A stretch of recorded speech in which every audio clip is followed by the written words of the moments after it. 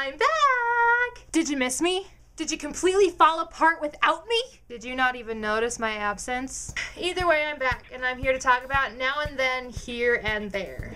So Now and Then, Here and There is more of an allegory than it is an actual series. Let me explain. At first glance, it appears to be about this boy who accidentally travels through time and gets involved in a war. But really the series is about innocence and a lesson on how to maintain that innocence. The story isn't really about Shu, it's about his experience in this world. Okay, let's just start from the beginning. Shuzo Matsutani, more commonly known as Shu, meets this mysterious young woman one day after kendo practice. Little does he realize that this girl is actually very special, and that there are people from the future after her. He ends up being accidentally transported to their time with them while they're in pursuit of this girl, and he finds out that this future is anything but a happy place. It's basically the end of the world, and the sun has grown and is about to engulf the Earth. Astronomy nerd. Our sun is a type of star that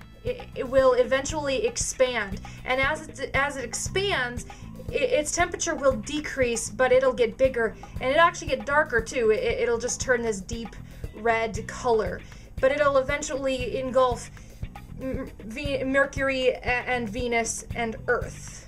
But as it does that, it will get colder. This is at the end of our sun's life. Then it'll eventually shrink back down into a dwarf star. And then eventually, poof. Back to the review. So because of the sun is so close to the Earth now, all of the water on Earth has evaporated, or at least almost all of it. Lalaru, the young girl that Shu meets, has the ability to make water, which is what makes her important. Hamdo, one of the most sociopathic characters ever, is a self-proclaimed king, when in all reality he's just this leader of this army of children and men, and he goes around pillaging villages. That's the king. But yeah, his army goes around and pillages the villages and kidnaps the children. Male children are used for future soldiers or current soldiers depending on their age and abilities, while the female children are used as breeders for future army members. This anime has a little bit of adult content. Shu, being a young teenage boy, gets wrapped up in the army and is forced to be a child soldier. Some of the people in his camp are completely jaded and as just as psychopathic or sociopathic as Hamdo. Some try to be stronger than they really are, and some are still just as naive as Shu. With it being a 13-episode anime, I really can't say a whole lot more than that.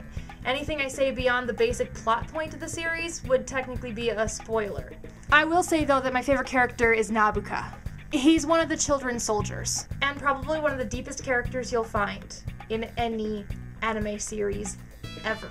I think you guys should totally check it out. That is, if you don't mind an incredibly emotional series, because it is incredibly emotional. You can watch it legally on YouTube, and the link will be below. Seriously, guys, check it out. It's awesome.